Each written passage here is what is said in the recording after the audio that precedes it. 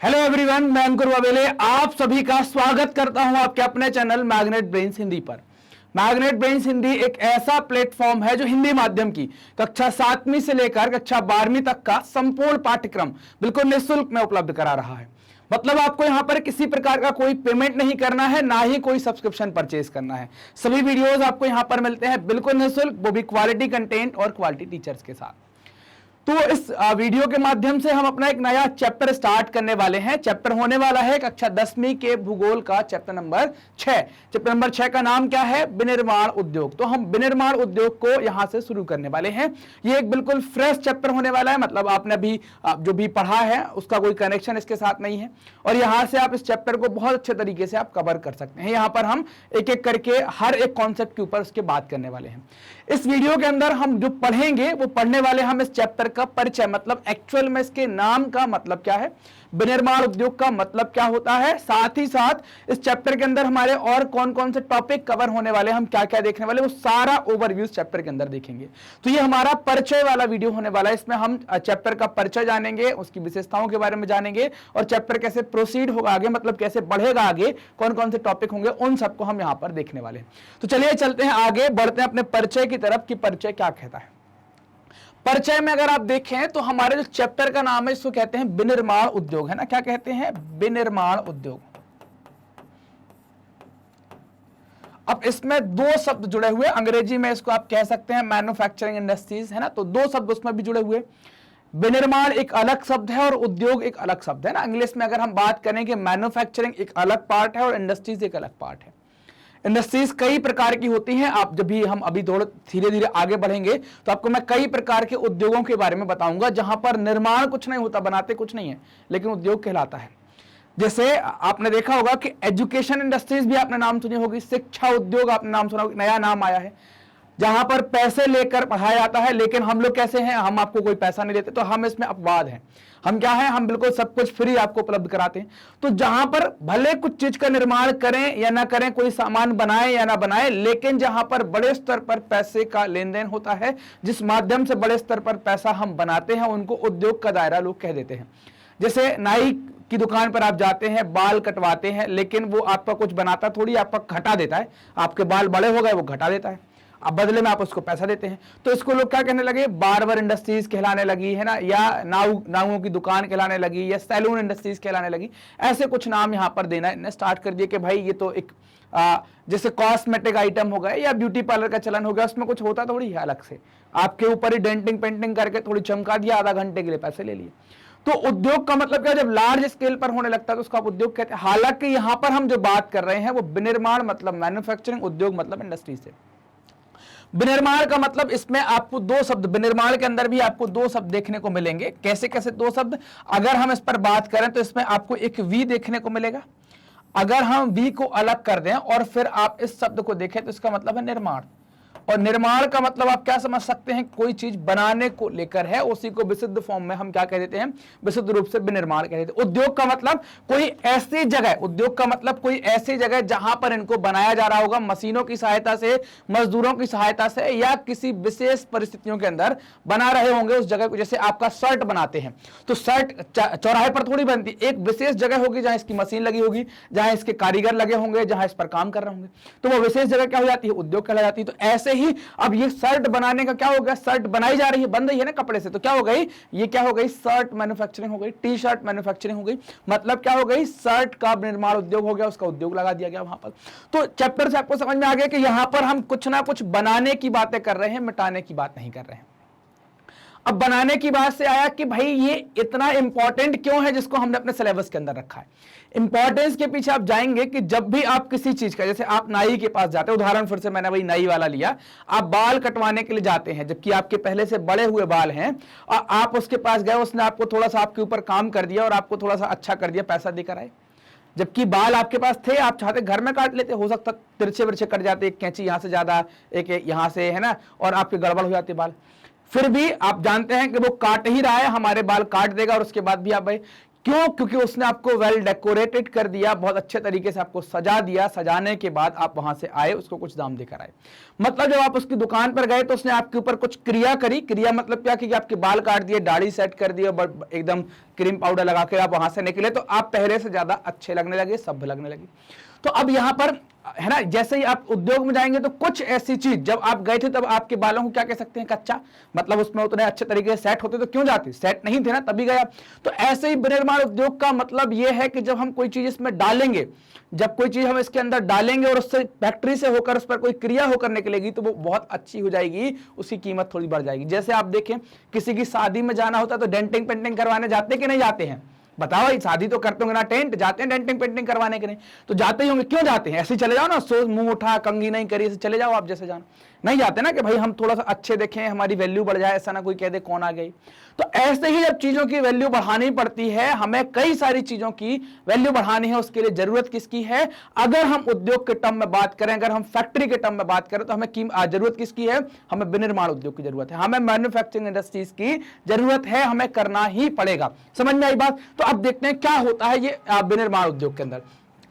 जो कच्चा पदार्थ होता है ना, जैसे रॉ मटेरियल के बारे में आप जो बात कर रहे हैं कि जो रॉ मटेरियल होगा, उस रॉ मटेरियल को इस प्रोसेस के अंतर्गत क्या करना? मूल्यवान बनाना, उसकी कीमत बढ़ा देना। अगर आप उसको मूल्यवान बना देंगे तो क्या हो जाएगा? आपको फायदा ज्यादा होगा। उदाहरण के तौर पर, क्योंकि कच्चा पदार्थ उसका सस्ता होता है, कीमत कम होती है।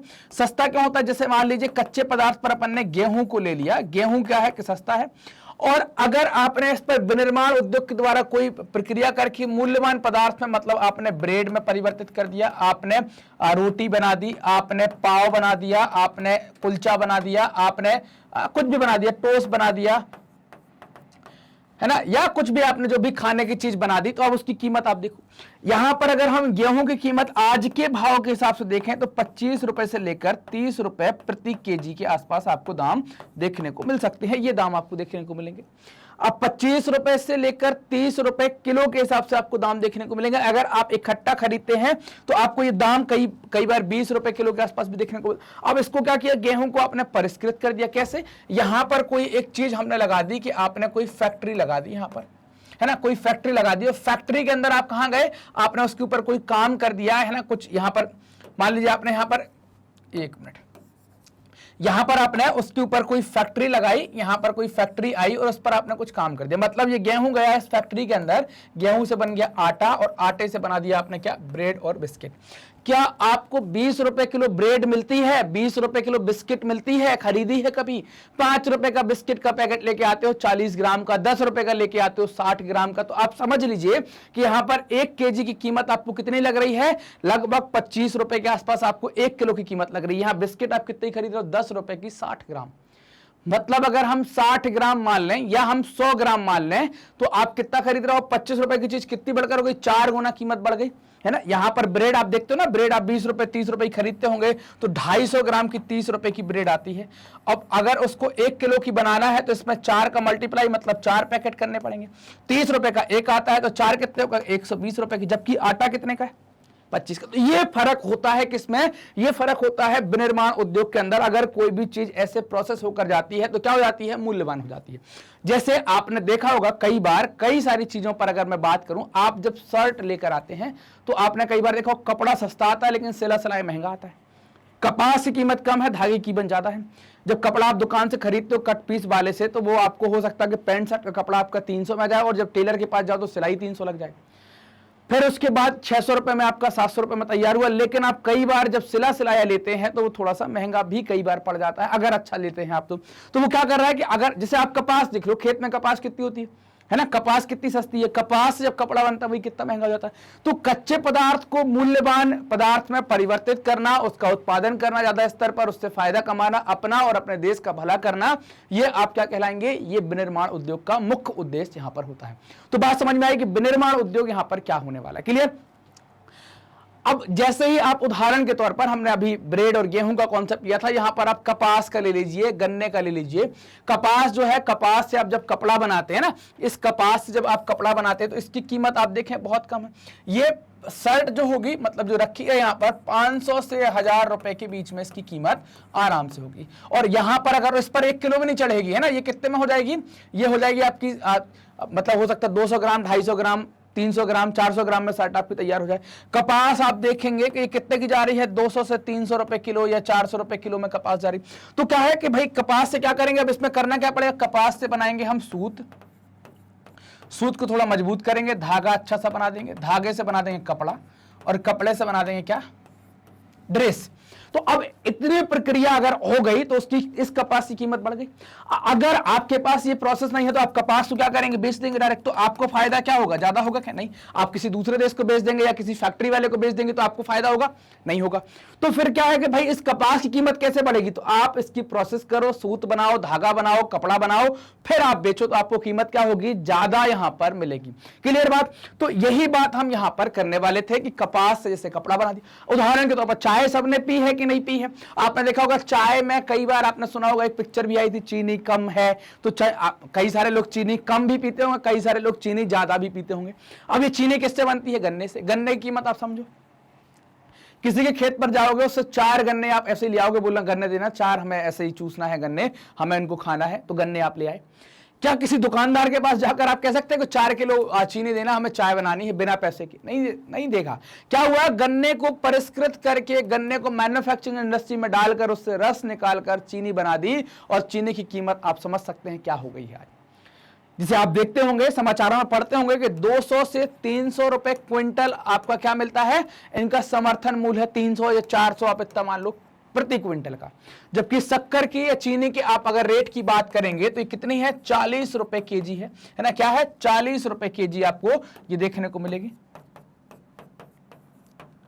अगर हम क्विंटल में बात कर देंगे तो इसमें 1000 का गुणा कर देंगे, है ना, 100 का गुणा कर देंगे, सॉरी 100 का, एक क्विंटल में 100, तो कितना हो जाएगा, 4000 का क्विंटल हो जाएगा। जबकि यहां पर गन्ना कितने का बिक रहा है, तो ये क्या हो गया, परिष्कृत करने के बाद गन्ने की कीमत बढ़ गई। आपने गन्ने का जूस भी पिया होगा, पिया कि नहीं पिया सबने, गन्ने का जूस आप देखते होंगे उसमें बर्फ मिला के और ये सब करने के बाद भी 10 रुपए, 15 रुपए, 20 रुपए का मिलता है। तो क्या है, परिष्कृत कर दिया उन्होंने, इससे क्या हुआ, उस गन्ने की कीमत बढ़ जाती है। जैसे लोहा एस से लोहा इस्पात, मिट्टी से लोहा एस निकालते उसकी कोई कीमत नहीं होती, लेकिन जैसे उससे हम इस्पात बना देते हैं तो उसकी कीमत बढ़ जाती है, उसकी वैल्यू बढ़ जाती है। क्लियर बात यहां तक की। अब देखो, अब बात करेंगे यहां पर कि इन कामों के आधार पर, जैसे आप ये काम कर रहे हैं, जो भी हम चीजें करेंगे विनिर्माण में, तो यहां पर आपके काम जो है वो अलग अलग कैटेगरी के कहलाएंगे। जैसे आपने 3 काम यहां पर लिखे देखे होंगे, एक को आपने कहा है कि प्राथमिक कार्य, दूसरे को कहा है द्वितीयक कार्य, और तीसरे को कहा है तृतीयक कार्य, ना, प्राइमरी वर्क, सेकेंडरी वर्क और टर्शियरी वर्क, है ना। 3 प्रकार के आपको काम देखने को मिले। प्राइमरी का मतलब क्या होगा कि जहां पर आप कच्चे माल का उत्पादन करते हैं उसको आपने प्राइमरी कह दिया, मतलब कृषि जैसे काम हो गए या खनन का आपका काम हो गया, वो क्या हो जाएगा, आपका प्राथमिक कार्य हो जाएगा। द्वितीयक क्या है कि मतलब जो प्राथमिक कार्य का जो माल आया है वो द्वितीयक इंडस्ट्री के अंदर, मतलब द्वितीयक प्रकार के काम में कच्चे माल का उपयोग करेंगे। मतलब क्या हो जाएगा, यहां पर कच्चे माल को परिष्कृत मतलब रिफाइंड चीजों में कन्वर्ट करना। जैसे कि आपने कपास ले लिया और कपास से धागा जो बना रहे हैं, कपास से धागा बना रहे हैं, वो सेकेंडरी वर्क है। कपास खेत में उगा रहे हैं, वो प्राइमरी वर्क है, मतलब कौन हो गया, किसान हो गया। और कपास से धागा बना रहे हैं, कपड़ा बना रहे हैं, वो क्या हो गया, सेकेंडरी वर्क हो गया।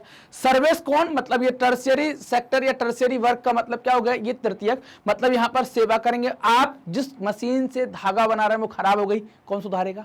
आप जिस गाड़ी से जा रहे हैं वो खराब हो गई, कौन, उनने आपसे कुछ लिया नहीं, कुछ दिया नहीं, आए उनने अपना सही कर दिया। जैसे बार्बर हो गया, जिसकी हम नाई की बार बार बात कर रहे थे, वो क्या हो गया, ये सेवाएं आपको जो प्रदान करेगा वो क्या हो जाएगा, तृतीयक क्षेत्र हो जाएगा। तो 3 तरीके के काम यहां पर बांटे गए हैं। इसी के आधार पर आप देखेंगे आपकी अर्थव्यवस्था के अंदर 3 क्षेत्र भी बांटे गए हैं। हम अभी बात करेंगे यहां पर उदाहरण के तौर पर, यहां पर स्टील, कार, कपड़ा उद्योग, बेकरी उद्योग, ये सारे उदाहरण आप यहां पर देख सकते हैं। देखो यहां पर जो हम बात कर रहे हैं कि आपके 3 कार्य, हमने प्राथमिक, द्वितीयक और तृतीयक, प्राइमरी, सेकेंडरी और टर्शियरी पर बात करी थी। प्राथमिक कार्य में कौन सा, मतलब अगर हम सेक्टर की बात करेंगे तो यहां पर प्राथमिक क्षेत्रक भी इसको कहते हैं। यहां पर जो काम हो रहे हैं, मतलब जो आप काम कर रहे हैं उसको प्राथमिक कहेंगे, और पूरे सेक्टर को, पूरे मतलब जहां पर आप ये इस तरीके का काम करते हैं कि जहां पर हम कच्चे माल का उत्पादन करते हैं, वो प्राथमिक क्षेत्र कहलाता है। क्या क्या आ जाएगा इसके अंतर्गत, तो इसके अंतर्गत आपको देखने को मिलेगा यहां पर कि कृषि कार्य, खनन कार्य, और इसके अलावा क्या लिख दें यहां पर, कच्चे माल का उत्पादन। क्या कर दें, कच्चे माल का उत्पादन। ये हो गया प्राथमिक क्षेत्र, मतलब कि यहां पर इसको आप कहते हैं कि इस पर खास तौर से कौन से लोग हैं, तो यहां पर आपको किसान मजदूर लोग ज्यादातर देखने को मिलेंगे। अब द्वितीय क्षेत्र क्या है या द्वितीय कार्य का है, तो द्वितीय क्षेत्र के अंतर्गत किया जाने वाला कार्य जो होता है उसको क्या कहते हैं, द्वितीय कार्य। द्वितीय क्षेत्र क्या होता है कि जिसमें जो प्राथमिक क्षेत्र से चीजें पैदा हुई हैं, जैसे आपको गन्ना मिला है, आपको खोदने से लोहे अयस्क मिला है, तो आपने यहां पर क्या किया, यहां पर आपने एक उद्योग लगाया और उनको क्या करने लगे आप, उद्योग के माध्यम से उसको आपने परिष्कृत करना स्टार्ट कर दिया। क्या कर दिया, परिष्कृत करना स्टार्ट कर दिया ना। जैसे ही आप परिष्कृत करना स्टार्ट कर देते हैं, मतलब उस चीज की क्या कर दी है, उस चीज की आपने यहां पर कीमत बढ़ाना स्टार्ट कर दी है, तो वो क्या हो जाता है, द्वितीय क्षेत्र। जैसे हम क्या कहते हैं यहां पर, जैसे हम कहते हैं गन्ने से आपने क्या बना दी, गन्ने से आपने क्या बना दी, चीनी बना दी। जैसे हम क्या कहते हैं, आपने अयस्क से आपने अयस्क से कोई धातु बना दी। तो ये कैसे होगी, घर में तो होगी ना, इसके लिए लगाना पड़ेगा उद्योग। तो आपका जो चैप्टर की हम बात कर रहे हैं, जो चैप्टर हम पढ़ रहे हैं जिसको आप क्या कहते हैं, विनिर्माण उद्योग, तो विनिर्माण उद्योग को आप क्या कह सकते हैं, कौन सा पार्ट है, विनिर्माण उद्योग इस सेक्टर का पार्ट है। यहां पर मैं लिख देता हूं विनिर्माण उद्योग, है ना। तो विनिर्माण उद्योग किसका भाग हो जाएगा, आपका इसका भाग हो जाएगा, द्वितीय कार्य होंगे उसमें। और अगर कोई क्षेत्रक पूछेगा कि आपका उद्योग किसमें आता है, तो द्वितीय क्षेत्रक के अंतर्गत आता है, क्योंकि इसमें आप कच्चा माल कृषि से या खनन के माध्यम से निकालेंगे और उसको परिष्कृत करेंगे और उसको फिर क्या करेंगे, दुनिया भर में भेजेंगे, दुनिया भर के बाजारों में उसको बेचेंगे। तो क्लियर बात, मतलब प्राथमिक क्षेत्रक का जो कच्चा माल, प्राथमिक क्षेत्रक का जो उत्पादन है वो द्वितीय क्षेत्र में क्या होगा, कच्चे माल के तरीके से उपयोग होगा। और यहां की जो चीज निकल कर आएगी उसको दुनिया भर में हम बेचेंगे, दुनिया भर के बाजारों में बेचेंगे, वो क्या होगा, उसको आप द्वितीय कार्य कहेंगे। तृतीय क्षेत्रक या तृतीय कार्य का मतलब क्या हो गया, तो इसका मतलब होता है कि यहां पर आप सेवाएं प्रदान करते हैं। क्या करते हैं, यहां पर आप सेवाएं प्रदान करते हैं। जैसे हमने नाई का कॉन्सेप्ट लिया था, मैकेनिक का कॉन्सेप्ट लिया है, मालिश वाले कॉन्सेप्ट लिया है, आईटी सेक्टर का कॉन्सेप्ट है, कंप्यूटर वाले का फॉर्म भरवाने गए हैं, तो ये सब क्या हो जाएंगे, आपके तृतीय कार्य है। ये आपका काम करने के बदले में, जैसे आप कई बार पेंटिंग करवाते हैं तो उसने आपकी पेंटिंग बना दी, बदले में पैसा लिया, तो वो सेवा आपको दे रहा, तो सेवा के बदले में किया गया, सेवा के लिए किया गया कार्य तृतीय कार्य कहलाएगा। और सेवा क्षेत्र को क्या कहते हैं, तृतीय क्षेत्र कहते हैं। इसको क्या कह सकते हैं, सेवा क्षेत्र भी कह सकते हैं। क्या कह सकते हैं, सेवा क्षेत्र। आपकी एसी खराब हो गई, आप नहीं कर सकते, आपने एसी वाले को बुलाया, उसने स्क्रू ड्राइवर से कुछ किया, गैस वैस डाली, चला दी और पैसा ले गया, तो क्या हो जाएगा, उसने आपको सर्विस दी, अब आपको आराम मिल रहा है, एसी ठंडा कर रही है, तो क्या हो गई, सेवा क्षेत्र। क्लियर बात, चलिए। तो ये तीनों कार्य हमने देख लिए, तीनों के क्षेत्रक भी देख लिए कि प्राथमिक कार्य का संबंध कहां, द्वितीय का कहां, तृतीय का कहां, ये भी बातें हमने यहां पर कर ली। अब बात आती है कि इस चैप्टर के अंदर हम पढ़ने क्या क्या वाले हैं, हमारे टॉपिक क्या क्या यहां पर होने वाले हैं। यहां पर सबसे पहले हम देखेंगे विनिर्माण का महत्व, इंपॉर्टेंस ऑफ मैन्युफैक्चरिंग के बारे में हम जानने वाले हैं। राष्ट्रीय अर्थव्यवस्था में उद्योगों का योगदान, मतलब हमारी जो इकोनॉमी तैयार हुई है उसमें उद्योग क्या कंट्रीब्यूट करते हैं, इनका कंट्रीब्यूशन क्या है, उस पर बात करेंगे। औद्योगिक अवस्थिति, इंडस्ट्रियल लोकेशन, कहां लगाना चाहिए, कहां नहीं लगाना चाहिए, कहां लगे हैं, इन पर बात करेंगे। उद्योगों का वर्गीकरण, क्लासिफिकेशन ऑफ इंडस्ट्री, आप किस किस तरीके से उद्योगों को बांट सकते हैं, छोटे बड़े, किस किस आधार पर, इस पर सब पर बात करेंगे।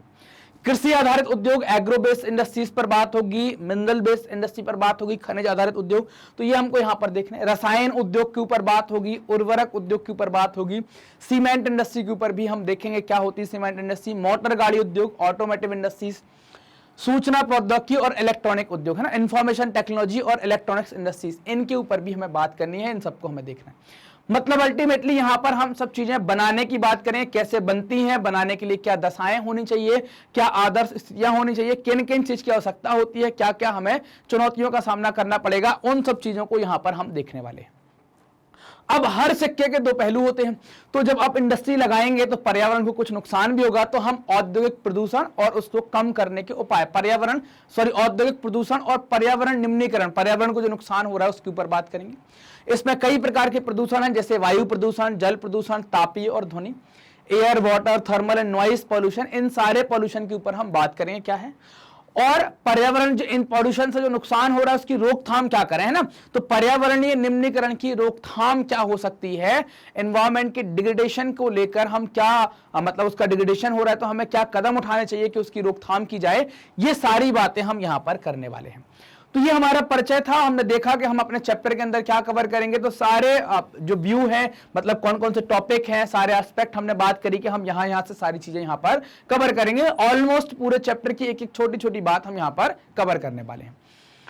मैग्नेट ब्रेन्स ने आपकी सुविधा के लिए अपनी एक वेबसाइट बनाई है magnetbrains.com। वेबसाइट बनाने के पीछे कारण यह है, आपको वीडियो देखने में तकलीफ जाती है, तो तकलीफ ना हो उस तकलीफ का निराकरण यहां पर किया गया है। अब क्या करेंगे, सर्च बार में टाइप करेंगे www.magnetbrains.com। जैसे आप टाइप करेंगे तो आप हमारी वेबसाइट में पहुंच जाएंगे। वेबसाइट में पहुंचते ही यहां पर कोर्सेज का ऑप्शन मिलेगा, यहां से आप कोई एक कोर्स चुन सकते हैं जो भी आपको अच्छा लगे। आप हिंदी माध्यम के तो हिंदी माध्यम सेलेक्ट करें। फिर आप आपकी क्लास 10th सेलेक्ट करेंगे, आप जिस भी क्लास के हैं, तो आप जिस भी क्लास के हैं यहां पर आपको सारी चीजें देखने को, क्योंकि यहां पर आप सेलेक्ट करेंगे तो एनसीईआरटी चल रहा है, नीचे यूपी बोर्ड है, उसके नीचे बिहार बोर्ड है, तो आप आसानी से यहां पर सेलेक्ट करके ये देख सकते हैं कि भाई आपकी क्लास क्या है।